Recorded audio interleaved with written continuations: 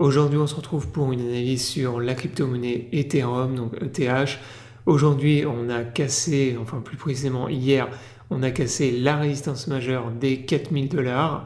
Donc énorme résistance qui nous bloquait depuis 2024. Et là, on a réussi à la casser hier. Alors, est-ce que là maintenant, ça veut dire que sur Ether, on repart vraiment dans un gros bull market, direction les 5000 $ et plus? Eh bien, justement, c'est ce qu'on va voir dans cette vidéo. Donc, je vais vous montrer que actuellement, donc on a réussi à casser la résistance, ça c'est une très bonne chose, mais on a aussi énormément de signaux de retournement de tendance à court terme. Donc, les probabilités d'avoir fait un top local sur les niveaux actuels sont très élevées. Et c'est ce que je vais vous montrer justement dans cette vidéo. Mais avant, dans un premier temps, si tu n'es pas abonné à la chaîne, je t'invite à t'abonner. Également, si tu es intéressé par le trading des crypto-monnaies, je t'invite à me rejoindre sur les chaînes Bitget, MEX et Bluefin, qui sont mes 3 exchanges préférés pour trader les crypto-monnaies. Si tu n'es pas inscrit, tu as tous les liens dans la description sous la vidéo. Ces liens te permettent d'avoir accès à un bonus lors de ton premier dépôt, ainsi que des réductions sur tes frais de trading, donc profites-en. Sur Bluefin, tu as également 15% de cashback en ce moment si tu passes par mon lien d'affiliation. Maintenant, on démarre la vidéo. Donc, comme je te le disais, hier, on a cassé la résistance majeure des 4000 $, donc qui était le plus gros niveau de résistance sur ETH, à part bien évidemment le dernier ATH de 2021 ici. On a également une résistance intermédiaire aux alentours des 4350 ici. Donc ça, c'est le niveau qui nous a plus ou moins arrêté là hier, puisque là, on voit qu'on a fait un top aux alentours des 4350 environ. Donc on a une résistance intermédiaire ici, mais après on voit que c'est vraiment l'ATH ultime qui se situe à 4900 $. Alors est-ce que le fait qu'on ait cassé maintenant la résistance majeure ici fait qu'on va continuer à maintenir justement de toujours monter comme ça en ligne droite, même en parabole, jusqu'à 5000 $? Eh bien non, je ne pense pas. Donc là pour moi les probabilités d'avoir fait un top local sont assez importantes et je vais t'expliquer pourquoi dans la vidéo. Déjà, ce qu'il faut comprendre, pourquoi est-ce que Ether en ce moment surperforme Bitcoin. Donc en ce moment, en fait, c'est simple.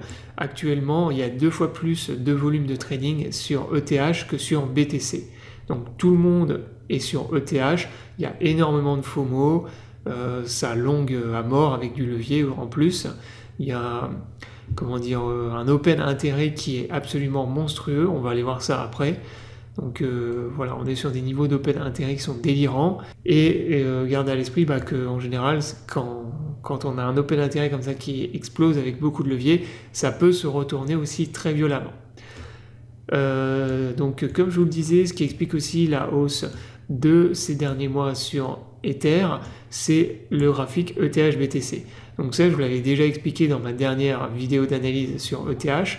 Si tu ne l'as pas vu, je t'invite à aller la voir. Je t'explique les raisons du retournement de tendance sur Ether et pourquoi est-ce qu'il monte aussi fort et que ça pump autant depuis plusieurs mois. Comme je te le disais, là, on a cassé la résistance. Moi, ce que je vais surveiller maintenant, c'est le comportement au-dessus de ce niveau de résistance. Donc là, comme je vous le disais, il y a plusieurs signaux de retournement de tendance qui sont très forts sur ETH.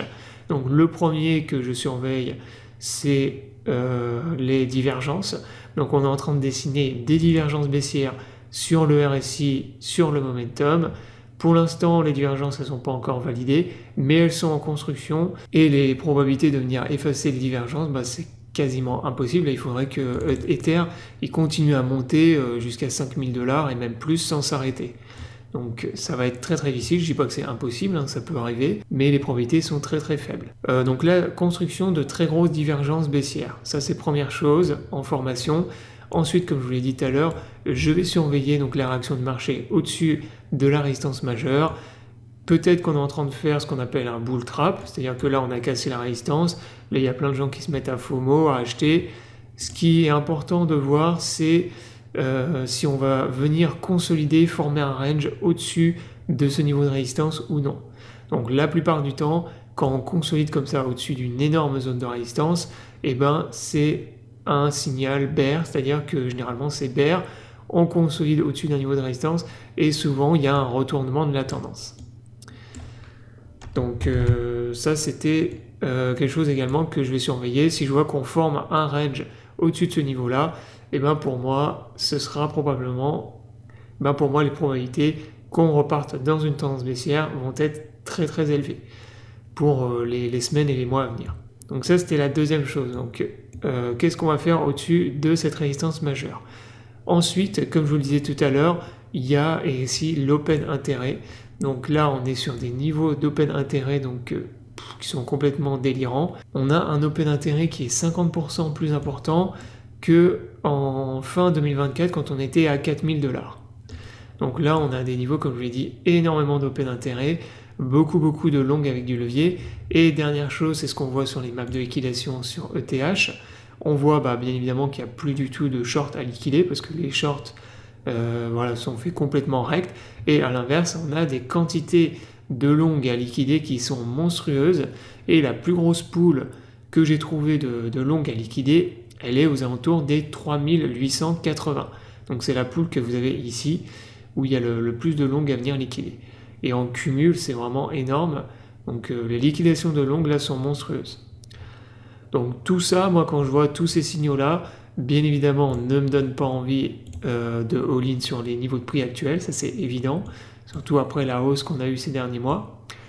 Donc moi comme je vous l'ai dit dans ma dernière vidéo, quand on était sur un niveau de prix ici, je vous avais dit qu'on aurait un petit retracement sur ETH et que ça allait probablement repartir, que acheter déjà sur le mois dernier, donc au-dessus des, on va dire des 3500 $, ça m'intéressait pas parce que le rendement, donc l'effet multiplicateur n'était pas du tout intéressant, on était déjà beaucoup trop haut, et que inversement on avait des opportunités sur certaines altes qui étaient bien plus importantes. Donc là je parle bien évidemment pour des achats en spot, pas pour du scalping. Là moi je scalpe bien évidemment ETH. Hier encore j'ai profité de la journée haussière qu'on a eu pour long ETH en scalping.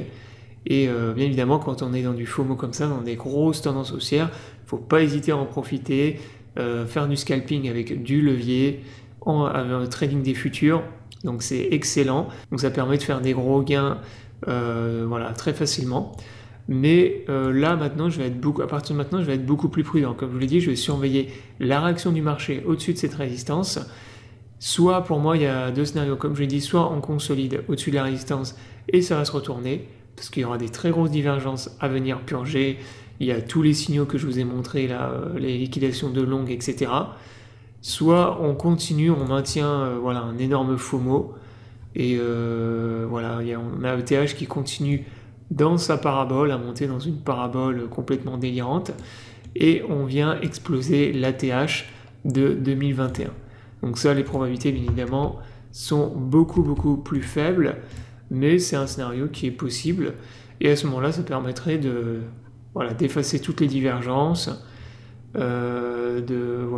Continuer à faire monter par contre l'open intérêt, continuer à faire monter les liquidations des longues, mais par contre ça permettrait déjà d'effacer toutes nos divergences baissières. Donc j'espère que la vidéo vous aura plu, je vous invite à vous abonner à la chaîne pour ne pas rater les prochaines vidéos, je vous souhaite à tous une bonne journée et à bientôt pour une prochaine vidéo.